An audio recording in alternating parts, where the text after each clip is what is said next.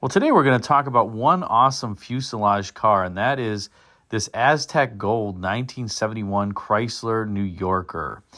Now, this 1971 New Yorker is kind of midway through the fuselage era at Chrysler. The fuselage era cars were introduced for 1969 and continued on through the 1973 model year, although the 1973s did have a pretty considerable front-end restyling to meet the Federal Motor Vehicle Safety Standards, the 5-mile-an-hour bumper impact standards in that model year, and I don't think they're quite as good looking as the previous models. In any case, for 1971, the New Yorker received some minor styling updates, and I think it's probably the most handsome year of the New Yorkers for the fuselage era. And first of all, by the way, why did Chrysler call it the fuselage era cars? It's because the body sides, if you look at them, have this aircraft fuselage-like styling to them, this very smooth, unbroken shape that kind of curves inward toward the roof panel as well as inward as the sheet metal tends toward the bottom of the car. So that's really the fuselage look, and that was what Chrysler was going for on these full-size cars for 1969 through 1973. Now, up front on this Chrysler, we have a menacing and I think awesome-looking front end with the quad headlamps. Interestingly, you have the round headlamps that are inset within the square bezels. I actually think it looks pretty good. Then you've got the big loop bumper up front, which was something that was pretty popular in the late 1960s, early 1970s, before those bumper standards came in. The philosophy was that, well, you got a big bumper on the front end, and so that if you hit anything with a minor crash, that you could just replace the bumper, and it was relatively easy to replace. But that was a little bit of truth as well as marketing. These were bumpers that dented pretty easily, and they were relatively expensive to repair because you're replacing a large portion of the front end. But it does look good. Other cars use loop bumpers, like the 1969 Chevrolet as an example. But I think the treatment here on the Chrysler is especially handsome. And I love the grille texture. There's a lot of grills from this era where the car has, kind of this square texture to it or rectangular texture, egg crate texture in some cases. This would not be an egg crate texture. But I think this is a beautifully textured grille with, of course, the lions, that Chrysler New Yorker symbol in the middle of the grille. I'm surprised that this admittedly passed the engineering standards for the time. I would think that this would block a considerable amount of airflow from getting through the radiator, but I guess it did, and you can see there are some slots in the bumper for additional air to pass through. Perhaps some of those were added to get that additional airflow while the designers could get the look that they wanted on the grille. And I must say, I do enjoy this kind of scalloped out section of the hood where it has the Chrysler lettering in big block letters. I think that gives the hood some great dimension. Probably also adds some strength. As you have some additional creases in the hood, it does strengthen the sheet metal. And then you have the fender peak moldings that terminate in turn signals that are at the end of them. So you could look at the top of the fender and see if your turn signal was activated or not. That was something that Chrysler's had for a number of years. And in some years, even later on, the driver's side turn signal on the fender would illuminate if you were accelerating too hard to kind of remind you that you were not being fuel efficient. But that was not true for the 1971 model year. This was before people really cared about fuel efficiency. Now, this particular car is a beautifully preserved 46,000 mile 1971 New Yorker. And look at the body side here. I don't see a door ding or anything. Somebody really loved this car. And wait till you see the interior. This is also a rare four-door hardtop as opposed to a pillared four-door sedan. You did still get the vent windows in your Chrysler at this point. So you could, ash your cigarette if you wanted without putting the full window down. And that was, I guess, appropriate for Chrysler because they tended to have an older clientele versus the other automakers. Now, I will say also, as we start transitioning soon to the inside, as we finish looking at the outside, recall that the Chrysler New Yorker was an expensive car. This was priced above a Buick Electra, like a standard Electra, and an Oldsmobile 98. It was between like a 98 and a 98 LS. So this was a very expensive car, and as you look at the interior furnishings, you'll see that it, maybe doesn't always look as expensive as it was priced. I also love the beautifully tapering lower molding there that kind of gets narrower as it goes rearward. I think that was something that was especially handsome, and that would go away after this 1971 model year. And as we take a look at the other side, you'll notice how clean it is. Again, no door dings on this car at all. And you also see the really nice tail lamp treatment. There's not really a loop bumper on this rear end, but there is a big bumper that's protecting the rear. And then the tail lights kind of repeat to some degree the front end theme with that kind of rectangular shape. I think it's overall just a tasteful look. Now, as we start to look inside, you'll see this car is very highly optioned. And just from this picture alone, you can see it's got power windows and power locks. Those are the switches on the door panel there. Notice no crank for the window, a divided front bench seat. There's also a power seat on this car, and it has the tilt telescoping rim blow steering wheel. That's right, so you would pinch the rim in order to honk the horn. You wouldn't depress that center section of the two-spoke wheel. You'd pinch the rim, and that was what would honk the horn. So that's just a few of the options that you can see on this car.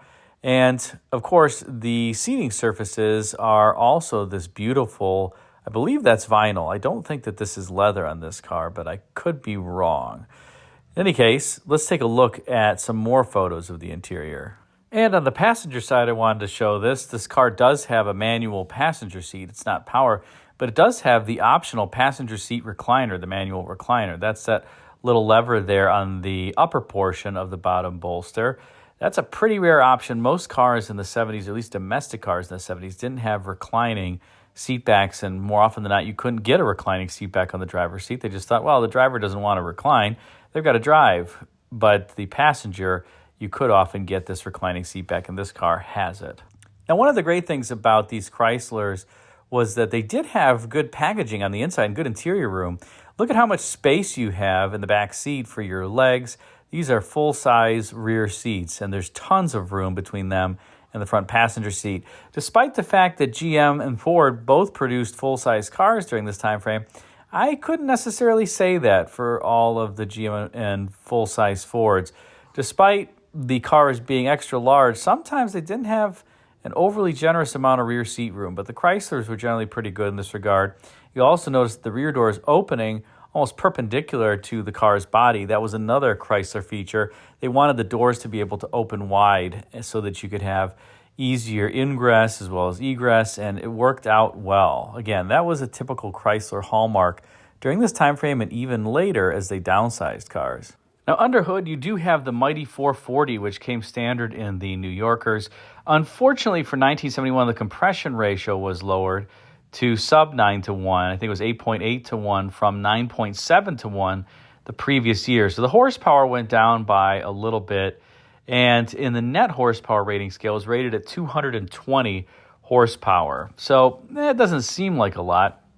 But these 440s, if you drive them, they're very torquey. They're not really lacking in the acceleration department. You're not going to complain if you have one of these 440s under hood. And if you put dual exhaust on it, you'll get a little bit more power, probably about 240 horsepower. There was an optional higher horsepower 440 that I believe was 300-ish net horsepower that came with a dual snorkel air cleaner, but those are very rare. You can imagine that most of these New Yorker buyers were relatively, let's say, aged, and they weren't necessarily interested in having anything more than adequate power. And so I've never seen a New Yorker equipped with one of those more powerful 440s from the factory. You also notice here on the passenger side, this box is near the firewall with the black top. That's the Auto Temp 2 box. So this car has automatic climate control, which is a blessing and a curse at this point. That Auto Temp 2 system was actually employed by Mercedes. Mercedes licensed it from Chrysler.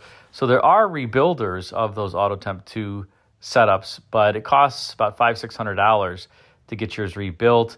And the original ones had a plastic case and the coolant flows through them. So plastic plus electronics plus antifreeze and water, well, that's just not a good mix, and they end up failing. The rebuilt ones often have an aluminum case.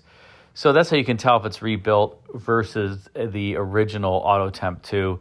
And again, there are rebuilders for these, but it's pretty expensive. And there are a lot of vacuum lines to go to these, so you have to make sure those vacuum lines are working as well. You can also see the Chrysler V-twin 2-piston air temp air conditioning compressor under hood. A very good setup. Blew icy cold AC any time of year, summer, fall, winter, whenever you wanted it. And again, a good setup. I would say second to GM's A6 compressor, but these Chrysler air temp setups were quite good. In fact, Chrysler even had air temp, air conditioning, and furnaces for homes during this time frame. So you could get a Chrysler in your home. And here, by the way, is a picture from the brochure. Wanted to show this because you can see that the standard engine in the New Yorker is this single 4-barrel, 335 gross horsepower, 220 net horsepower engine. And it has the 8.8 to 1 compression ratio. Like I said, it was down from 9.7 to 1 the previous year. And there's that optional 440. It's 305 horsepower with a 9.5 to 1 compression ratio, dual exhaust, and a double snorkel air cleaner. It was optional in the New Yorker, the 300, and the Newport and Newport Custom. But again, I just haven't seen one of these. It would be pretty sweet to be able to find one. If I did, I would certainly bounce on it. You can also see Chrysler advertising their so-called torsion quiet ride with those longitudinally mounted torsion bars, those red elements there, that would bolt to a cross member. And that was effectively the spring. It's kind of an unwound spring. And the setup worked relatively well. These cars do ride, I would say for the time, relatively firmly. They're not mushy, unlike the Fords and some of the GMs. Chrysler's had a pretty stiff ride. They had these torsion bars up front, leaf spring rear suspension. They kept that for many years, although the torsion bars would change to being transversely mounted on some of their platforms.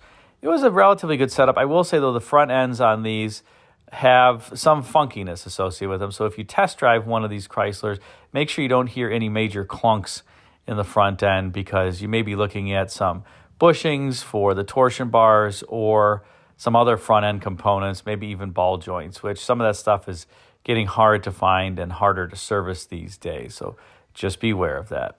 Thanks again for watching this spotlight on this beautiful 71 New Yorker. Take care.